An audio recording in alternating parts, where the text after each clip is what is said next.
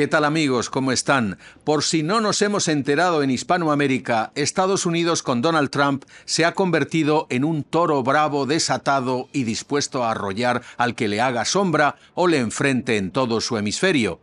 Tal vez nos haga un favor si embiste contra el narcotráfico y pone fin a su estela de muerte y destrucción. Sin duda será de agradecer que cornee hasta aniquilarlos a los regímenes del socialismo siglo XXI como Venezuela o Cuba. Pero no nos equivoquemos, amigos. Si el toro ataca será solo en interés propio y para ampliar su finca, porque el expansionismo de Washington ha resucitado y amenaza con degradar la soberanía de los 19 países hispanos, que se quedará en una mera exhibición folclórica de himnos, banderas y desfiles de soldaditos. Déjame explicártelo en base a la historia para luego pasar a comentar las intenciones de Donald Trump. Hola, soy Constantino de Miguel, bienvenido al canal Desde mi punto de vista.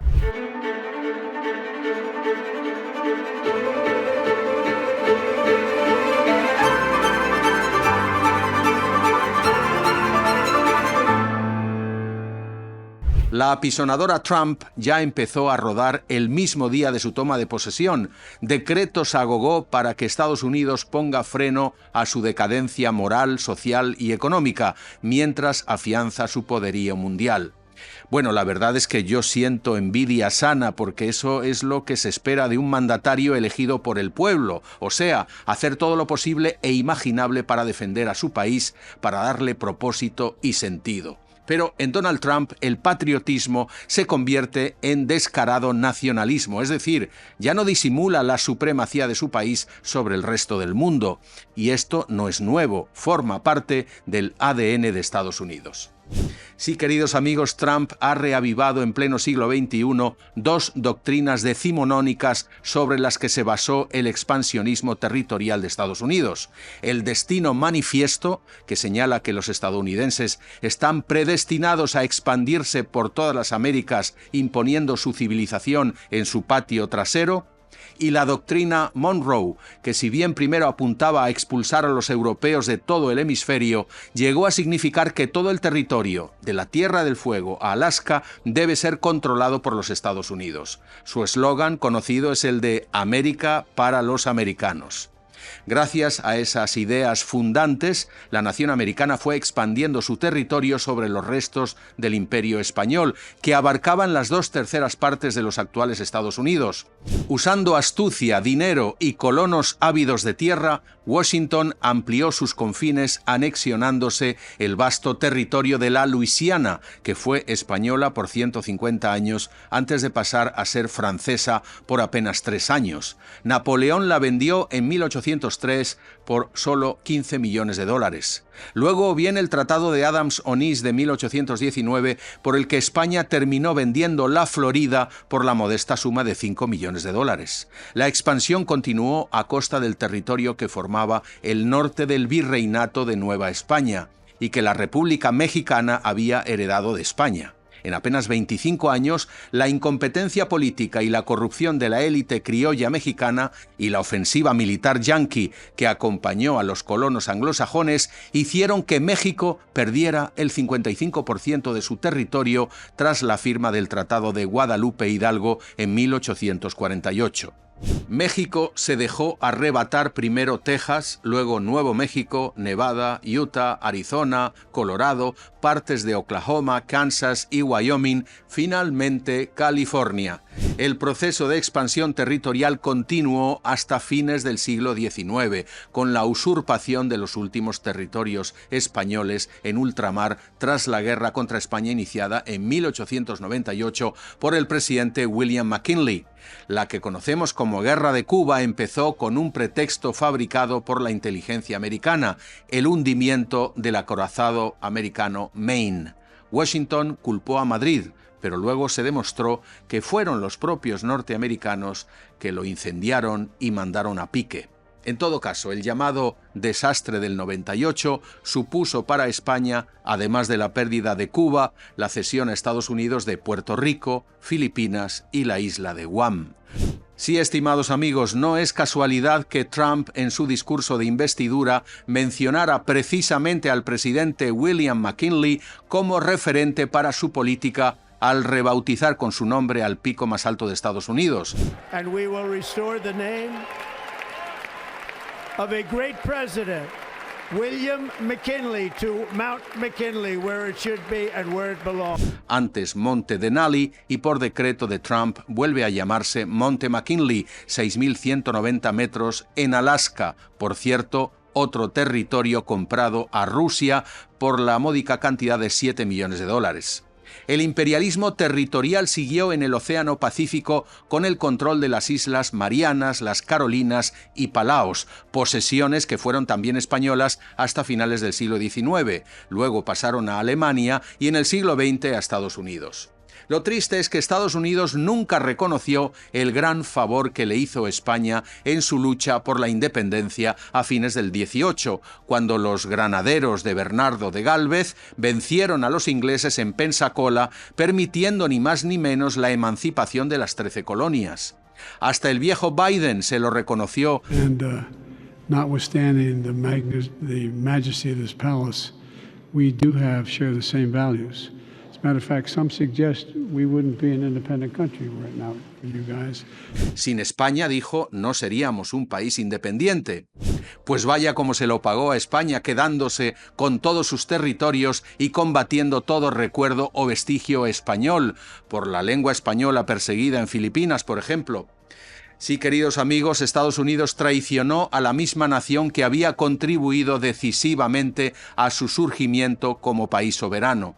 Como dice el politólogo Marcelo Gullo, el mayor error en la historia de España fue ayudar a Estados Unidos con su independencia. En fin, queridos amigos, sirva todo este relato histórico para recordar que la expansión territorial a costa de los vecinos es una constante en la política de Estados Unidos. De hecho, días antes de inaugurar su segundo mandato, Donald Trump lanzó la propuesta de que Canadá se convierta en el estado 51 de la Unión Americana. I called him Governor Trudeau because they should be the 51st state, really. It would make a great state. Mientras puso sobre la mesa la opción de adquirir el vasto territorio de Groenlandia. Well, we need Greenland for national security purposes. You look outside, you have China ships all over the place. You have Russian ships all over the place. We're not letting that happen. Mi pronóstico es que esa gran isla ártica termine bajo pabellón americano porque sería una gran bonanza para los 50.000 groenlandeses y para Dinamarca un peso menos. Copenhague parece dispuesta a negociar su soberanía. Volviendo a las Américas, ya hemos visto que el expansionismo de Estados Unidos no conoce límites e ignora cualquier pacto o convención histórica, como la de que el mar ribereño del sur de Estados Unidos, México y Cuba se llama Golfo de México desde inicios del siglo XVII. Pues no, para el nuevo inquilino de la Casa Blanca debe denominarse Golfo de América. Sí, amigos, el que denomina, domina. Y así pasó hace algo más de un siglo, cuando primero el gobierno francés y luego el estadounidense se empeñaron en llamar a la América española Latinoamérica. Por cierto, tengo un vídeo sobre eso en este canal. Y Panamá. 3/4 de lo mismo. El flamante secretario de Estado Marco Rubio insiste en que no es una broma esa declaración de Trump de que Estados Unidos apunta a recuperar la soberanía del canal, porque China se ha apropiado, según ellos, de esa infraestructura. En los dos extremos de la vía transoceánica hay puertos chinos y la anchura ampliada del canal se hizo para permitir, sobre todo, el tránsito de grandes buques chinos. Estimados amigos, lo que cambia en este expansionismo trumpista es que la estrategia ya no consiste en inventarse una guerra y lanzar una invasión con marines. Con Trump se utilizan las tarifas y los aranceles como medio para forzar al país débil que acepte el trato casi mafioso del país fuerte. Sin duda es coacción, chantaje, extorsión, atropello, usurpación. Llámenlo como quieran, pero no hay otra. Es la ley del más fuerte. Estados Unidos bajo Trump está resuelto a imponer un dominio hemisférico porque lo considera vital para su seguridad. Bien, y ahí entra México, tan lejos de Dios y tan cerca de los Estados Unidos. Declarar la frontera del sur en estado de emergencia, desplazando al Ejército y a la Guardia Nacional, no es algo nuevo, tampoco la construcción de un muro. Todos datan del primer mandato de Donald Trump. El republicano ha sellado la frontera tras eliminar la aplicación con la que los indocumentados hacían citas para regularizar su situación en Estados Unidos. Es la desesperación por parte de los migrantes varados en México, un país que afronta ya toda una crisis humanitaria. Sin embargo, la decisión de la administración Trump de designar a las mafias del narcotráfico como organizaciones terroristas sí que es un salto cuántico. Under the orders I signed today, we will also be designating the cartels as foreign terrorist organizations. De ahora en adelante, para Washington, cualquier grupo que coopere, financie o sea cómplice judicial o político de los cárteles es un objetivo por abatir. Atención, porque en esa declaración viene implícita la extraterritorialidad, es decir, no hay que descartar una intervención armada de Estados Unidos en México mediante drones o inteligencia militar, o ambas cosas. No hay que descartar la constitución de un Guantánamo en territorio mexicano con o sin cooperación del gobierno de la señora Claudia Sheinbaum. Trump sabe que una incursión o invasión militar puede contar incluso con el apoyo de la población mexicana que sufre esa lacra. Las mafias de la droga han causado en México 200.000 muertos, 100.000 desaparecidos y miles de extorsiones o vacunas a negocios. El gobierno de Morena ha demostrado que no tiene valor ni tampoco intenciones de combatir los cárteles con los que selló hace años un acuerdo de coexistencia pacífica, lo cual convierte potencialmente al ejecutivo Sheinbaum en cómplice y por lo tanto en enemigo. De acuerdo, invadir la soberanía de un Estado es una violación flagrante del derecho internacional, pero eso es ahora y siempre la prerrogativa de toda gran potencia. La pregunta que yo me hago es si esa decisión de clasificar a los cárteles como organizaciones terroristas puede al final hacernos un favor finalmente a todos los que queremos que caiga la tiranía de Venezuela, pues es sabida la vinculación de Nicolás Maduro, de miembros de su gobierno y de las Fuerzas Armadas de Venezuela con el cártel de los Soles. ¿Será también un objetivo por abatir, igual que otra sanguinaria mafia venezolana, el Tren de Aragua, que ha sembrado ya el terror en Estados Unidos? Pero me pregunto también si Estados Unidos no se ha dado cuenta que quebrar los tentáculos de la hidra no sirve de nada, que combatir a los cárteles mexicanos de los Zetas, Sinaloa, Jalisco Nueva Generación o los ecuatorianos Choneros y Tiguerones no sirve de gran cosa, que lo único sensato para acabar con el narcotráfico de la cocaína y el fentanilo consiste en exterminar la serpiente que cría y ampara la gran delincuencia organizada, es decir, los políticos y gobernantes del Grupo de Puebla o Foro de Sao Paulo. Sin duda alguna nos haría un gran favor Donald Trump si acosa y derriba a los regímenes bolivarianos de Ortega en Nicaragua, Díaz-Canel en Cuba, de Petro en Colombia y también de Sheinbaum en México, igualmente culpable, ya no solamente por acción, sino sobre todo por omisión, porque tolera a los cárteles mexicanos que han gangrenado la policía, las Fuerzas Armadas y la administración en ciertos estados mexicanos. Nos echaría Trump una muy valiosa mano, pero sabemos claramente que favor con favor se paga.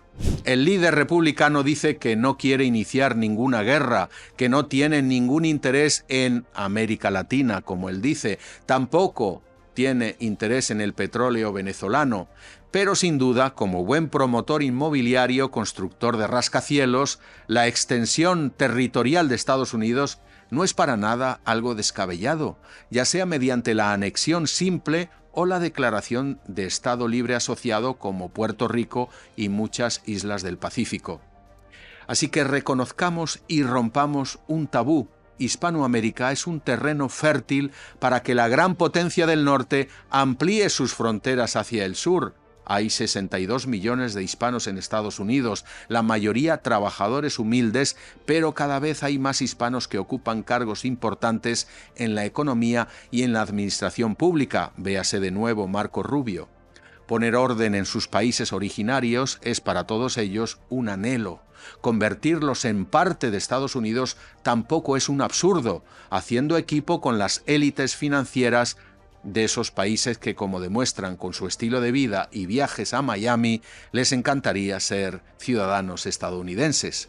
Y me pregunto, ¿es eso lo que queremos para Hispanoamérica?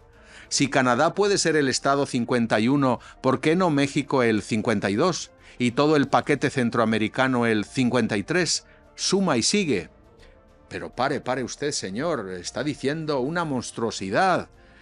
Puede ser, pero ¿qué veo del otro lado? Veo países divididos y enfrentados ya por 200 años, que tienen la misma raíz histórica, cultural y lingüística. Países cuyas élites criollas decidieron mirar a Estados Unidos como referente, ignorando por completo al vecino, aunque sea hermano. Y le dicen, bueno, mejor estar bajo dominio gringo que chino. Pero amigos, es momento de tener conciencia de que, por admirable que sea este resurgir de Estados Unidos bajo Donald Trump, integrarse en ese nuevo imperio significa perder la identidad y tal vez el idioma. Como ya dije arriba, lograron quitarnos hasta el nombre y ponernos Latinoamérica y designarnos como latinos en lugar de hispanos. ¿Cuál será entonces el siguiente paso? ¿Que hablemos inglés y despreciemos el español? Si los países hispanos no tenemos conciencia de que desunidos somos débiles y vulnerables, si no nos damos cuenta de que cualquier país hispano es un juguete prescindible en manos de cualquier superpotencia, si no nos damos cuenta de que con los escasos recursos humanos y financieros de nuestros estados fallidos es imposible alcanzar la seguridad, la paz y el futuro con tecnología y progreso, entonces estamos condenados a permanecer subordinados a la potencia más próxima o más ambiciosa. O es Estados Unidos o es China. Ustedes deciden, o nos unimos o profundizamos nuestro vasallaje hasta desaparecer. ¿Y tú qué opinas? Disculpa si me he extendido más de la cuenta. Espero que las ideas de este episodio te interpelen y te lleven a comentar y a proponer qué camino debemos seguir en Hispanoamérica para lograr algún día que nuestra civilización tenga voz propia en el mundo. Si no crees en esa utopía, dime entonces por qué crees que un país hispano se basta a sí mismo no solo para sobrevivir, sino para prosperar, teniendo como gran vecino en el norte a una nación que definitivamente ha puesto el turbo. Aprecio mucho tus comentarios aquí abajo y en mis canales de Telegram y WhatsApp, cuyas direcciones también te dejo aquí. Muchas gracias por tu fidelidad. No olvides darle al me gusta, suscribirte y difundir este canal. Que tengas un feliz día o una feliz noche. Hasta pronto.